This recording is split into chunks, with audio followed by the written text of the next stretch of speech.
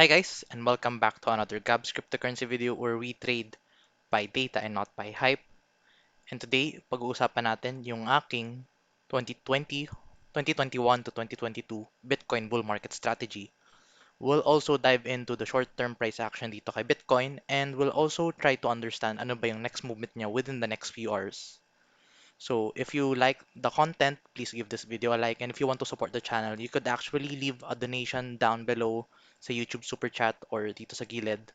Pwede kayong mag-select ng kahit anong emoji na gusto nyo or kahit anong amount of donations. So if you want to see more content like this, please subscribe for more. And yeah, let's dive into this video. So first, let's talk about the Bitcoin short-term price. So recently, nag-post ako ng signal kanina lang hindi, kagabi actually, after ng huling video ko, nag-post ako ng signal indicating na meron tayong double top. And yes, we played that exactly as predicted dito sa movement natin. So ayan no, we actually get the target from this movement. So this was actually a bearish divergence sa 15-minute time frame kung titingnan natin siya. Pero yes, ito siya. So kinuha ko yung target from this resistance. And then from that on, nilagay ko siya sa point of breakout. Hence, ito yung kanyang target at around 30.5k. Pero we actually went lower up to 30.1k. And if you're going to follow the other target, which is week to week, doon nakuha yung target na within, actually 29k yung target ng week to week. Pero as what I mentioned sa signal ko, ang ginamit ko nga is yung candle close kasi mas accurate yung candle. And yeah, ayun. So, ano yung nakikita ngayon natin for the short term? So ngayon, for the short term, as what I've been telling you, the moving averages plays a significant role in our current price action. And if you're going to look at this closely, yung moving average, nakita nyo, di ba, nung nagkaroon ng point of breakout, yung moving average played as a resistance dito. And doon tayo nagkaroon ng rejection at natuloy yung ating dump to the downside. So, on top of different analysis na fina-follow natin, it's very important to look sa mga moving averages kasi nagkakaroon siya ng key roles dito ngayon sa ating price action. So, what's the next price action ngayon for the Bitcoin price? So, recently, nag-post ako ng signal ngayon lang actually within 1 hour or 2 hours ago na nagkaroon tayo ng bullish divergence forming. Actually, nandito pa lang yung price kanina and now we went down below. So, bullish divergence is a declining price and an increasing RSI. So, is this already completed? Hindi pa tayo sure. To confirm na completed na siya, Bitcoin must break this 20 moving average. So, right now, we are going up. So, what must happen in order to continue this bullish divergence is kailangan mag-break itong target na to, itong resistance, which is the 20 moving average in the hourly time frame. So, yeah, yun yung kailangan yung abangan, the moving average. And then also, ang kailangan nyo i-check din is si MACD. So right now, possible na magkakross na tayo pataas. And yeah, all movements are indicating a bullish indicators for the short term. Pero yun nga, kailangan na muna natin ma-break si 20 moving average bago tayo maging bullish na dito. And let's say we get rejected by this moving averages, we can still go down and retest this resistance which will go down to 29k if hindi natin ma-break itong resistance. And if we did not break that, we can still actually see yung bullish divergence still continuing kasi mag-extend lang siya dito sa baba and still mag-increase pa din yung kanyang RSI and that's still a good thing. So kahit bumagsak pa yung price, as long as the RSI is having higher lows, that's a good sign for Bitcoin and that will still continue the trend for a bullish divergence. So yeah, right now, ayun nga, nag-play out yung movement natin exactly as predicted and yeah, bullish divergence. So kailangan muna natin siya mag-break and if only then pag na-break natin siya, yung mga next targets na kailangan natin tingnan is yung mga resistances. So that's Bitcoin for the early time frame for the very short term. Actually, I took some long position. Though alam ko sinasabi ko sa inyo na I don't promote futures trading. Naglalaro lang ako ni lately kasi medyo naboboard ako sa bahay. So, and siguro ayan, it's currently up. Ewan ko kung kita. up 79%, 78% siya ngayon from this long position. Pero yeah, siguro around this moving average, I'll start taking profit at my long position dito. Yun lang, for your information lang naman though, hindi ko siya pinapromote. And yeah, I also played this short position then earlier. If fina-follow nyo yung Discord group, Telegram group, sinashare ko to doon sa ating chat. So, pero hindi ko siya pinapromote, sinasabi ko lang yung ginagalaw ko dito at yung sinusundan kong movement. So, yan, ang dami kong disclaimer regarding futures. So yeah, that's Bitcoin for the short term. Let's now look at the midterm or at the longer time frame, which is the 4-hour time frame. And actually, mas marami tayong good news sa 4-hour time frame. Kasi if we're going to look at the 4-hour time frame, look at this, guys. This is a very good news. Declining price sa 4-hour time frame. Ayan na, declining price. Pero the RSI is right now increasing. Yung mouse ko medyo naglag. So ayan, the RSI is increasing, indicating, and tandaan nyo guys, if we see up signals like that, that's a bullish trend reversal or a bullish indicator. And that's called a bullish divergence. So anytime soon, hindi naman siguro soon, siguro after 2 or 3 days, saka lang tayo makita ng pump. So right now, there's a lot of things na kailangan niya ma-proceed pa dito. This can still go lower para i-continue niya yung trend. Let's say, this can play out something like this and then bumaba pa siya lower. And then the RSI would just continue going higher. That's still possible kasi that's yun nga yung kailangan natin makita sa bullish divergence. Pero yeah, we are now starting to see signs of a bullish trend reversal for the 4-hour time frame since kailan ba yung last time tayo nakita ng ganun? Actually, last time na nakita tayo ng ganung bullish trend reversal was around May 19. May 19 to May 25. That was the last time. April 19 to April 25. Dun yung last time tayo nakakita ng bullish divergence sa 4-hour time frame. And right now, we are seeing another one ngayon. So if nag-play to, this would be a very big move. So we need to watch this one out, guys. So you need to follow the 4-hour time frame and make sure na maging ready kayo kung ano man yung maging scenario nito. So yeah, that's Bitcoin for the 4-hour time frame. I-hide ko muna yung mga moving averages. Pero yeah, moving averages are still relevant pa din as what I've been mentioning.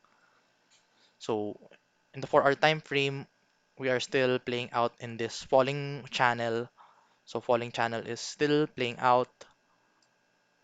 There's not much we can do actually. As long as we are still playing this, you can play the movement. That's why medyo naglalaro ako ng futures trading ngayon kasi nilalaro ko tong channel na to. You could actually play this very well. So, we had a fake out dito. So, ayan no, pwede mo siya i-play out dyan. So, yan yung ginagawa ko lang lately. And if you want to do that, of course you can do that. Just do note nga lang na yung ito is very volatile. And do note na maraming panic traders ngayon kasi nga we're at the most fearful time of the year. So yeah, that's the 4-hour time frame. So focus on this bullish divergence. If na-break natin to, then only then we could see a pump to the upside. And if ma-break natin itong strong resistance, which is the red area, saka lang tayo makita ng pump to the upside. So that's yung mga kailangan yung tingnan nyo for the 4-hour. Now let's look at the daily time frame. So let's change this chart to a daily time frame kay TradingView kasi TradingView is the most accurate chart for me. So as you can remember guys, we have been still playing out this death cross and ayun nga, we went down after the death cross. Ayun yung pump natin before the death cross after the bullish divergence. So nag-play out na siya. And right now we are playing exactly as predicted sa mga movements natin from the previous death cross. So ayan siya oh. Yung nakita natin example nun, we are still playing that one out. And it's possible na kasi if you're going to look at this, After ng pump, after ng pump ng death cross, doon tayo nagkaroon ng yung support natin was actually the previous support ng divergence. So if you're going to follow this similar move, yung current death cross natin, nag-retest tayo ngayon dun sa kanyang similar area. So if history is any indication, this might be one of the lowest point na nitong death cross. And if you are also going to look at this sa MACD, let's try to look at the MACD ng daily time frame. So sa daily time frame, yung kanyang MACD is actually still lower. Pero yun nga, we are starting to get some momentum to go to the upside. So expect some possible move anytime soon within 2 to 3 weeks kay Bitcoin in the daily time frame. So that's definitely a thing to watch out for. And then ang kailangan natin ngayon mo break is itong 50-day moving average. So if ever na magkaroon tayo ng rebound, kailangan natin ma-break itong red line. And of course, that will be a strong reject. That will be a strong resistance. So kailangan natin siya ma-break muna before masabi natin bullish. And if ma-break natin siya, saka lang tayo makakaabang ng kanyang golden cross. And that's more likely if titingnan mo to sa baba around August to September. So after September, October, so of course, doon na yung possible pump niya. So anong scenario na ba to? If you're going to ask me, this is the reaccumulation phase part. So this is actually all playing out exactly for Bitcoin. We have been prepared for this and yeah, handang-handa tayo lahat. If you've been following this channel ever since the start of this correction phase, we have been following every movement exactly dito. So, so far so good tayo. Now let's look at the weekly time frame. Now this is the best thing na kailangan nyo tingnan. And this is actually a wonderful move na nakita natin ngayon. So, as mentioned, previously mentioned, yung death cross is actually supported by the 50-week moving average. So, nung nag-drop tayo, yung 50-week moving average acted as a support. And then right now, nung nag-decline si price, di ba nag-continue yung support niya dito for the bullish divergence? Yung support ng bullish divergence, yun yung naging support niya doon. Right now, we are now also playing that similar action dito. So we might actually see Bitcoin bottoming out anytime soon if we are going to follow historical data. So this means na itong red line, yun yung possible bottom niya, which is around 29 to 30K area. 28 to 30K yan. So yun yung lowest point natin na pwedeng abangan. And more likely, dyan tayo makakakuha ng bounce. And if we're going to follow this previous death cross movement, we are actually going to stay at that area for around, let's try to understand this movement. This is around 8 weeks. 8 weeks siya. So that's around 2 months. So starting this week, this is actually the first week na andun tayo ngayon. So we actually have 2 more months to play this one out. And that's also, it's similar to the same time frame natin pinapredict nga, which is around October or hindi, August or September, which is yung previous video natin na sinasabi na the movement will be playing around these levels nga. Yung lowest returns of the month around June, July, August, September. So everything is still on track. Bitcoin is very on track. As you can see, lahat ay on track pa din following the 50-week moving average. So nothing to worry about. I'll be buying off from these levels. Pero yeah, enough of that and we'll talk about my Bitcoin strategy for the 2020, 2021, 2022 bull market strategy. So, if you could recall guys, gumawa ako video around May pa to eh. Gumawa ako ng video, what is my entry and exit strategy? And I find this very vague kasi sinabi ko lang dito yung kailan ba ako nag-enter ng trade at nag-exit ng trade. So today, I modified this chart, this Excel file into what I have now, my portfolio monitoring. So just a quick disclaimer guys, itong strategy na ginawa ko, they are all figures lang, hindi siya yung exact amount ng portfolio ko. ginamit ko lang siya as representation. Possible na mas malaki nilagay ko or possible na mas konti. So, hindi ito yung actual value. So, for presentation purposes lang to. Kasi baka isipin nyo na ito yung nilalagay kong pera. No comment ako doon. Pero yung allocation is exactly as kung ano yung magkano kung ilang percentage. So, let's start first with my portfolio allocation, yung kung ilang percent yung nilalagay ko per siguro every month or actually hindi naman palagi kung kailan may opportunity ako mag-enter, which is katulad ngayon. So, if you're going to look at this, my portfolio allocation is actually majority falls under Bitcoin and Ethereum. So, ito yung bigger charts niya. So, Bitcoin is actually 37% of my portfolio and Ethereum is 46%. And I've have had this allocation ever since from the start kasi nga if you're going to invest in crypto, always remember that Bitcoin is king and altcoins will just follow within Bitcoin. Pero Bitcoin is any if Bitcoin is the top market cap coin, the number two is the Ethereum coin. So, pina-follow ko ang Ethereum. So, I'm heavily bullish on Ethereum. So, that's why 46% of my portfolio is in Ethereum. And the next is Cardano, which takes up about 7.5% of my portfolio. And then BNB. So, ano yung mapapansin nyo dito guys? Itong 4 coins are the top 4 coins ng market. Top 4 coins ng ating crypto market.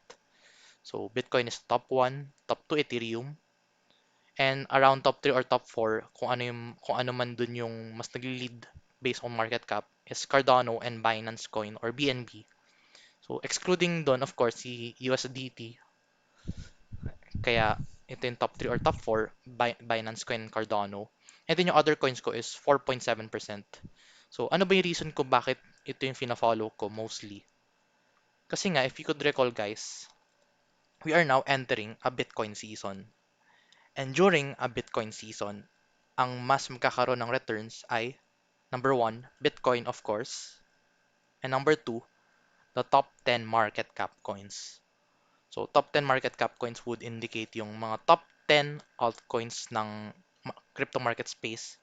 And those top 10s are coins like Ethereum, Cardano, Polkadot, Binance, may mga XR, alam ko kasama doon yung XRP, Dogecoin, pero you need to pick them out wisely. So, kailangan nyo tingnan din yung kanyang chart niya against Bitcoin, against their Bitcoin pairing. But yeah, that's a different topic na I've been mentioning that multiple times na in this channel. You could check out my previous video regarding Bitcoin dominance. Pero yeah, let's go back to our allocation. So the pattern in here is Bitcoin and the other coins are the top 4 coins, Ethereum, Cardano, and BNB. And then the remaining 4.7% are my other altcoins allocation. So now let's dive into my strategy for this year.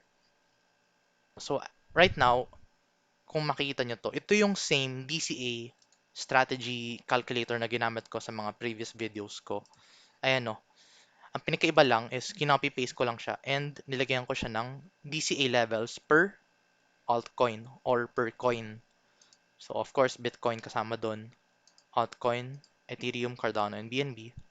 So if I were you, if for example, meron akong 50,000 or in this case, ang ginamit ko example is 100,000 pesos. What if I have 100,000 pesos?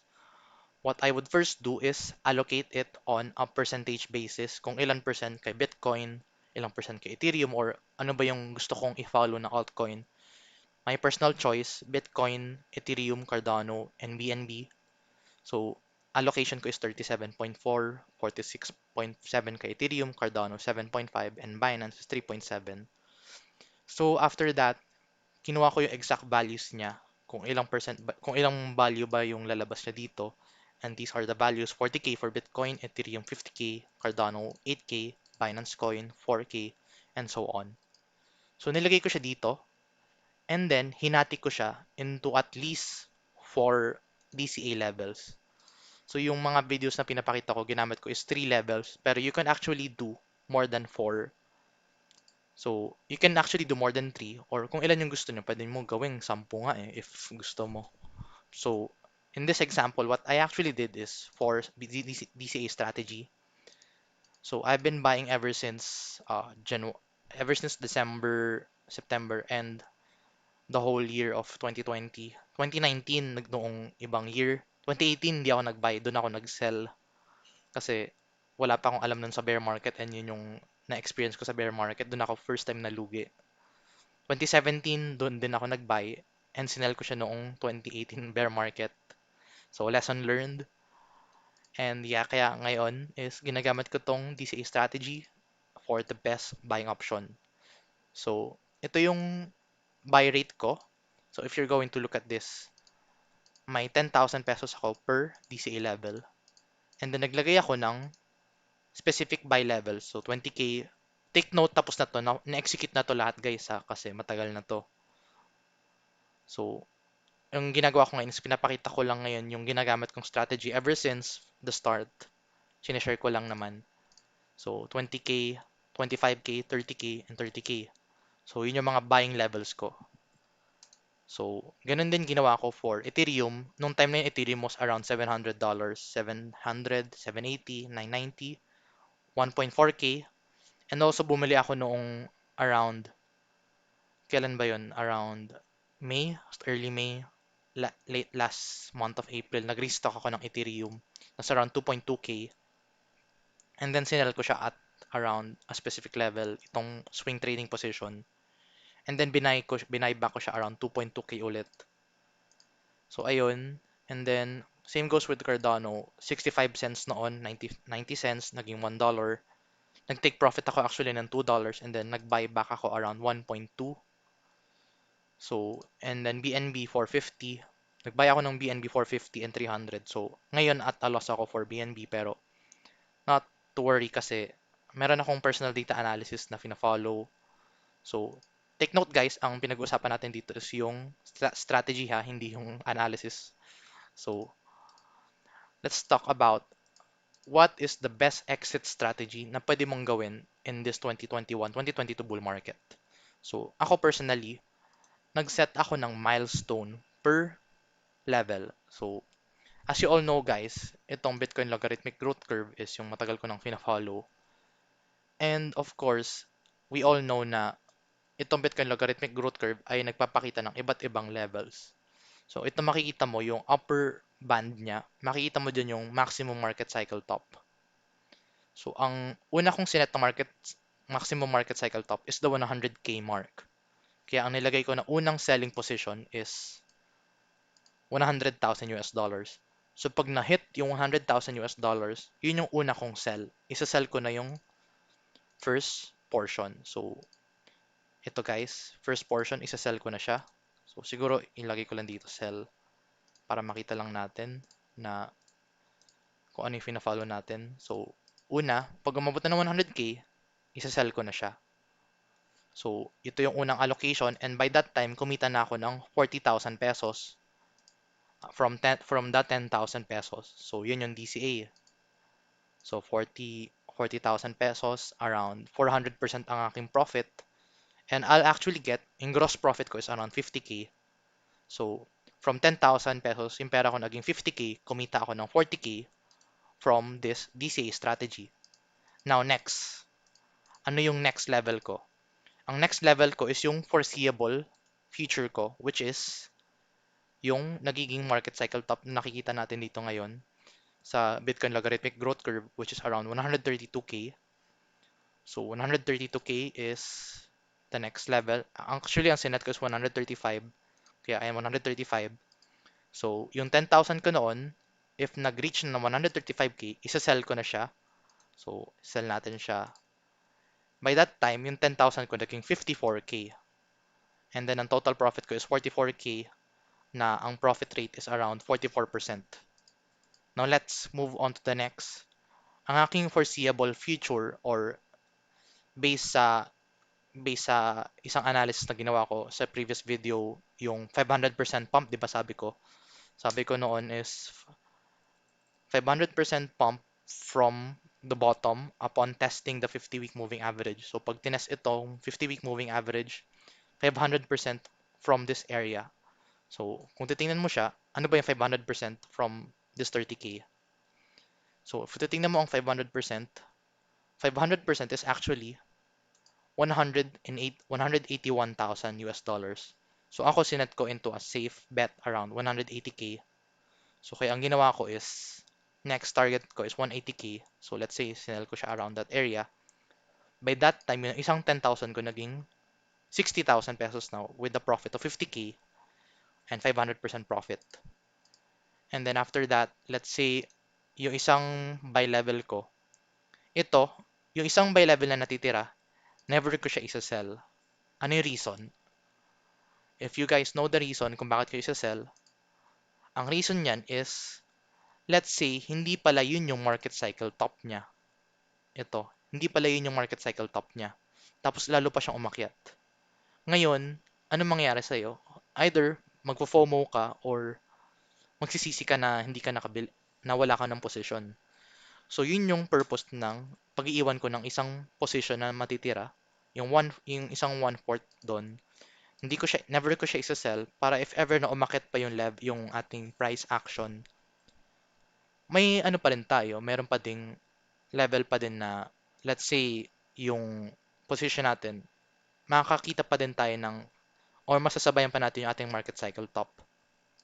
So yung live price ko dito, yung target price ko dito is kung ano yung mga sinasabi ng mga influencers sa online katulad si The Moon, sabi niya 300K. So sige, let's say 300K Bitcoin. So set ko siya at that's a level. Pero I don't think naabot doon. Pero yun nga, ang purpose lang nitong last position is what if nangyari ngayon? At least kahit papano, nasa position ka. Yun yung purpose nitong last level na to. And ito, hindi ko siya isa-sell. So this will remain in order regardless. So kahit mag bear market na, hahayaan ko lang siya dyan, hindi ko siya isa-sell. So yun yung purpose nitong last strategy nito, which is for never sell position. So at this rate, ano na ba yung profit ko? So from 40,000, for take note, 40,000 pesos na Bitcoin, ang total na isa-sell ko is around 264,000 pesos. I repeat, 40,000 pesos capital, makukuha natin is 264,000.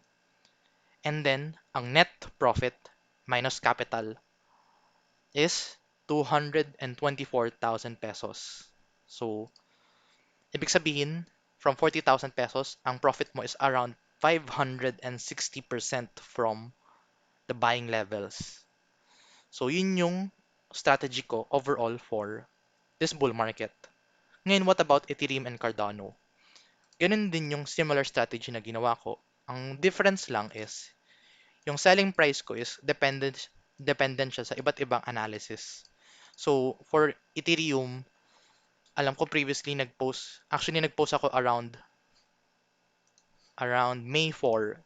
Ano ba yung expected Ethereum price ko in the future? So, sabi ko yung realistic price target ko is 5,000 kasi yun yung foreseeable. So, foreseeable is 5,800 kasi yun yung Fibonacci target natin.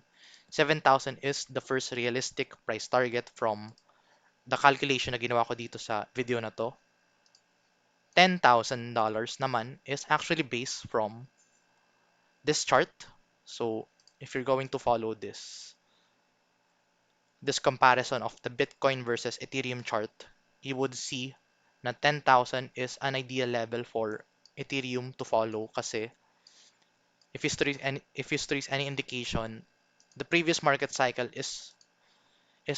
Ethereum is replicating the previous market cycle, and that's around, kung titingnan mo yung 10K, that's a strong resistant level. So if mag-continue itong Bitcoin to Ethereum chart, it would indicate na we could see a 10,000 Ethereum. So kasi ayun no, Ethereum is replicating the Bitcoin chart nga, 'di ba? So after that, yung naging next target ko is yung sinasabi nilang siguro yung pinaka-imposible. So lagyan natin sell, sell, sell, sell. And then itong matitira yung pinakang imposible or tingin ko unlikely pero if ever na mangyari, i-remain ko siya in order, which is the $18,000 target. So in that case, ano ba yung total profit ko dun? Sige. So follow natin yon. Nag-buy ako at this levels, 50,000 pesos capital, for example. So from 50,000, pag sinel ko to, ang total na makukuha ko is around 381,169 pesos. So from 50,000, gross profit ko or yung total pera na makukuha ko is 381K, and minus capital, yung net profit ko is 331. So this would mean from 50,000 pesos, yung total na kinita natin is around 662%. So kita nyo guys, itong strategy ko na ginagamit is for the long term. So kaya ako, ang ginagawa ko is every time na bumababa ang Bitcoin into this 50-week moving average or nagdi-dip, buy lang ako ng buy kasi ang reason ko doon, may fina-follow akong strategy for the long term. So of course, meron pa ako ibang short-term trades pero hindi ko siya sinasama dito. Naka-separate position siya kaya nilagay ko dito other coins. Meron akong 4% na for swing trading or for scalping.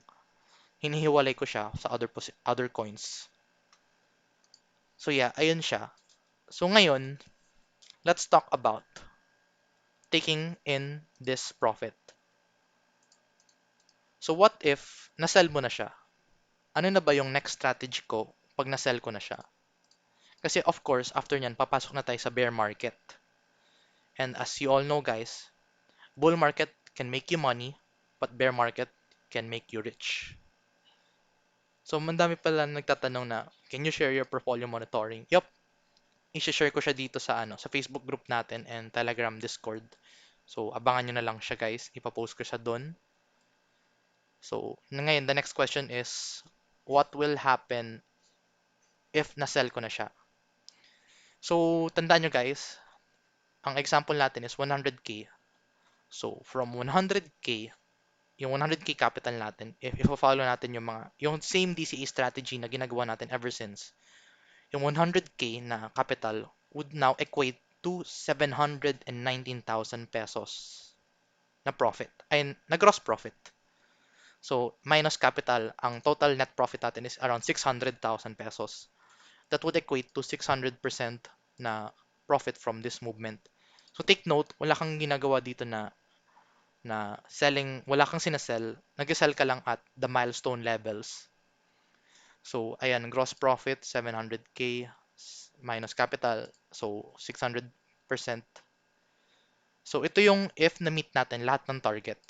Pero let's say, hindi tayo umabot sa ideal target, which is itong, let's say nga, 30K, itong 300,000 peso, 300,000 US dollars na Bitcoin and 18,000 US dollars na Ethereum, meron tayong backup price prediction na makuha nating profit. So, let's say hindi natin ito na-meet, ang ating ang ating makukuha natin dito na profit is around 500K pa din. So, from 100K, yung pera natin naging 500K kaya hindi natin nakuha yung market cycle top. So, ito yung kagandahan nito. If, let's say, hindi na tayo tumaas or hindi na siya pumunta ng 300K tapos hindi mo na to sinel, at least, meron ka pa ding profit na 400K na extra kasi sinundan mo yung strategy, may strategy ka. So, that means na meron ka pa ding 397% profit regardless kung iwanan nyo itong isang position sa bear market. So, ito hindi ko na to isa-sell. So, yun nga. So, ano ba yung allocation ko ngayon for the bear market? So, for the bear market, I divided my allocation into 50, 25, 25. So, 50% would now go to reinvestment.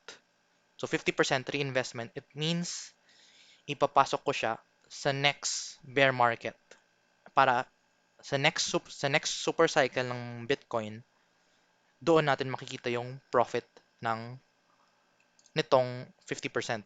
So yung 50% doon is mapupunta Yung 25% na isa, di ba 50% reinvestment, the next one is the 25% will go to my personal savings. So in that case, yung savings na yun, idadagtag ko siya dun sa kinita ko na capital.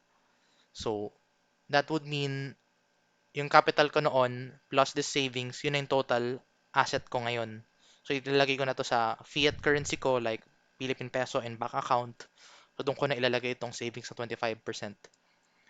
And then yung isa yung natitira is yung personal is yung 25% na natitira. So as you all know guys, of course, mas mahalaga na you should treat yourself pa din always, of course. So of course, magtitira ako ng remaining 25% para sa sarili ko. So ano ba yung naging total amount ko ngayon?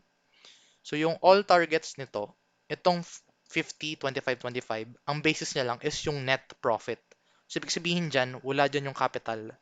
Totally, yung profit mo lang. So, let's say yung 100k mo naging 500k, kukunin ko lang dun yung 400k. And dun sa 400k, kunin ko yung 50%. Yun yung reinvestment ko for the next bear market. Ipapasok ko si 200k ulit sa ating next cycle, 500. So, itong 202k next market cycle, itong 101k, ipapasok ko na siya saving. So, ibig sabihin nun, yung magiging capital ko for the next market cycle can be around 200k na if gusto ko siya ipasok. Pero in this case, magiging capital ko for the next market cycle is itong totally profit na.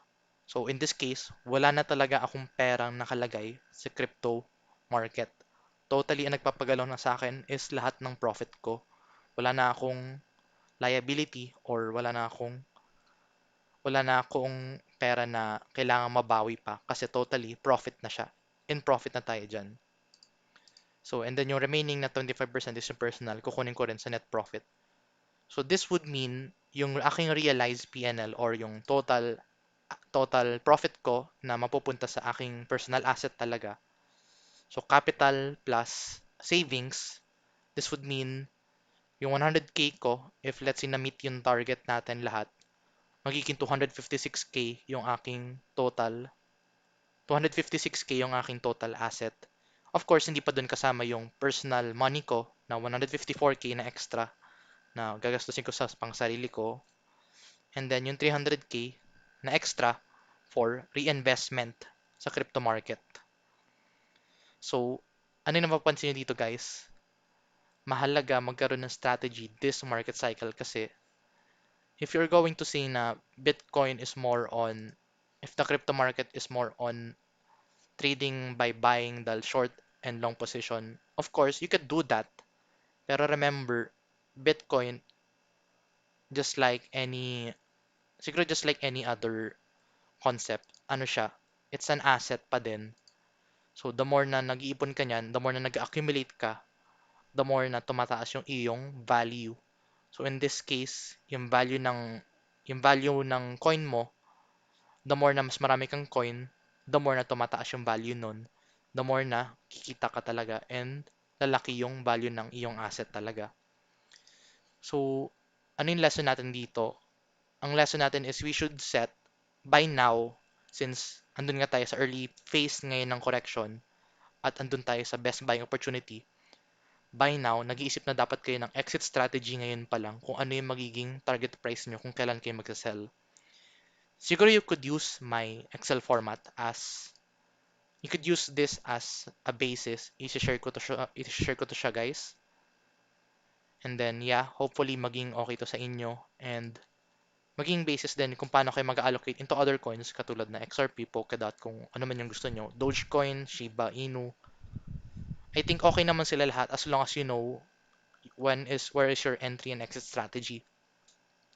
So another reason why I think na good buying levels ngayon at maganda to pag-usapan kasi yun nga, the last time na we were at this level nga. So, tanggalin ko lang yung chart na to. Linisan lang natin. So, if you're going to look at this chart, the last time na nandito tayo sa red line, Bitcoin pumped Yes, 500 to 60%, 500 to 600%, indicating na we are at the best buying levels. Kahit bumaba pa siya less than 30K, any value around to 30 to 35K would be already the best buying opportunity. So kahit makita niyo yung mga FUD na bababa pa siya, I don't usually would believe that or would follow that. If data is any indication or if history is any indication nga, itong red line na to would be the best time to enter Bitcoin. So ito tingnan nyo to guys, nung bull market noon. This was actually start, the start. So 600, 6,000%, 7,000% yung pump niya. So this would mean in the next bear market, let's say nag-bear market na, ang gagawin natin is mag-enter tayo dito, magdi-DCA tayo dito sa next level. So ngayon, alam natin yung exit strategy natin. Once nag-reach tayo ng market cycle top, kailangan na natin i-plan yung magiging buying strategy natin for this bear market. So, the reason being is kasi kahit anong kahit anong level ka bumili dito, magkakaroon ka pa din ng profit sa bear market. Kasi if history is any indication then the market cycle top would always be higher than the previous the previous market cycle top. So I would be buying at these levels for the bear market. And let's say nakuha natin yung lowest point. That would mean na ang ating possible na makuha natin is at least 1,000% kasi ito halfway point pa lang to ng market cycle and we could still go higher. So ayun, aabangan natin sa bear market itong 50-week and 200-week moving average kasi tingnan nyo, ang ganda din itong data kasi itong 200-week moving average holds the support for the overall market ng crypto. So, yung green line na yan, dyan tayo more likely magkakaroon ng dump. And kahit nagkaroon ng coronavirus dump, itong 200 week moving average yung nag-acts as support dito. So yeah, ayun. If you guys find this video useful, I hope you give this video a like and you could drop some donation if you want. Thanks din Alexis Rubivar for the donation. Now let's siguro try to check in sa comments. So let's see what people has to say. So what can you say about the Bitcoin bull cycle? 51% to 49% golden ratio bull run, saying that around October or less will be at the top of this bull run cycle because of the theory base from the previous cycle. Yes, that's possible. If you could recall, may data nga ako, 'di ba? So, the market cycle top would more likely come across October, November, December, or January. So, if you're going to expect a market cycle top, that would be possibly around October. October meaning that's that would be the possible end of the bull market. So that's late 2020 late 2021 pero possible na baka mag-end din tayo at around January 2022. So bakit ba natin ang sinasabi na possible na umabot ng January? Remember, may diminishing return tayo and lengthening cycle. If you're going to look at data, if history is any indication, itong time na to, it took us around 79 weeks to reach this market cycle top. Yung sumunod, it took us around 112 weeks. So, kung kukunin natin yung percent change difference niya, this would mean mas mahaba yung magiging market cycle top natin. Mas matagal. So, if let's say, i-follow natin yung ito. Let's say, umabot tayo ng uh, around this area from the point of golden cross, which is around this level. And then, let's say, umabot ng ito. We could say na around early 2022 yung ating next market cycle top talaga. So ayun, I hope na madami kayo natutunan dito. Is it okay to place my DCA order at 28.5K, 29, and 30K? Okay, let's do this. Meron ako actually pinapare sa inyo na isa pang action. So, ano ba itsura nito sa current price level niya? It would actually look like this. Though maliit yung profit ko ngayon, makikita mo na 5% profit lang ako ngayon kasi yun nga, kakapasok lang na ibang entry. Pero let's say, nagpasok ka lahat all at once sa 30K ngayon level. So, bumili ka at 30K. It would now actually look like this. So, if bumili ka ngayon sa 30K, let's say, hindi ka nag-DCA, nag-buy-in ka, regardless kung ano level. Excuse me. So, let's say 28, 29, 30. Of course, yeah, that's a good buying level. So, let's try to look at this. Let's say 30K ka nag-buy pa din. And ang difference is nag-set ka lang different sell strategy. If you're going to notice, magkakaroon ka pa din ng profit from 40K magiging 205K. Pero ang difference niya lang, unlike this one, may extra 64K ka kasi mas naka-buy-in ka ng DCA levels. Pero let's say hindi ka nag-DCA, pero nag-buy-in ka lang ngayon regardless at iniwanan mo na lang siya, you would actually have around 205 pesos pa din at the end of this bull market pa din. So, regardless, you are in profit. In that case, if following this same concept, nag-buy ka ngayon, tapos tapos isa-sell mo lang siya per milestone, this would mean yung 100K mo, naging 544,000 pesos in profit. So, kaya sinasabi ko ngayon, today is the best buying time kasi nga, andun tayo ngayon sa lowest point of this bull market. And of course, kaya lagi ako nagbabuy-in ngayon kasi yun nga, nasa 50-week moving average and this is already the best buying time nga. So, yeah, it's any levels ngayon talaga is already a good level in buying na. So, 30K, ito isang example, 30K, 30K, 30K. Tapos, let's say 1.7K, 1,750, which is yung current price ng Ethereum ngayon. So, kahit nag-buy ka dyan ngayon, magkakaroon ka pa din ng profit regardless. So, yeah, as long as may strategy ka, that's all good pa din. So, ayun. Thanks Joylene Visto for the donation. And Nash all. Will altcoins go back to prices before Bitcoin dumped? Yes. Kasi,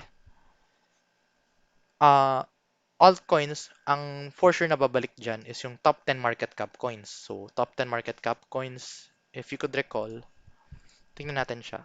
Top 10 market cap coins. As previously mentioned, yung top 10 Bitcoin season would help the top 10 market cap coins din. So this would indicate itong top 10 market cap coins such as Bitcoin, Ethereum, Binance, Cardano. Itong mga altcoins na to, yung mga top performing coin, sila yung mga babalik sa ating market cycle top and will go higher than that. Kasi pag umabot na tayo sa ating parabolic pump, which is this, may dalawang window area kasi kung saan nagpa-pump ang altcoins. First is yung Bitcoin consolidation, which is this green area.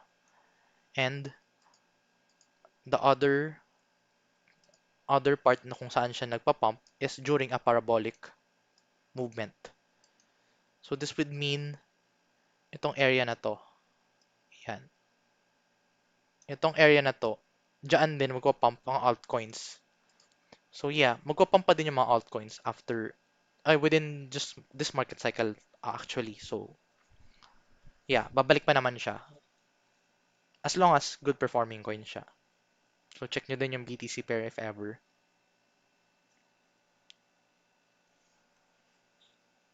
May video tutorial ka ba about futures?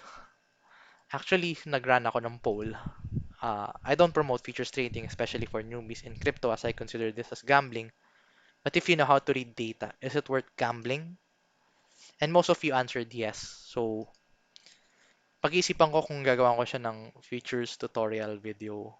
Pero, right now, yung mga sinashare kong technical analysis, you could use them for futures trading kasi, yun nga, katulad ditong nag-play out recently, which is yung mga bullish and bearish divergences. Ayan o. Ito, pwede mo siya i-trade sa futures eh. Actually, tinrade ko nga siya kanina. So, sa ngayon, ito siya ngayon oh. itong trade na to, hindi ko siya ma-open.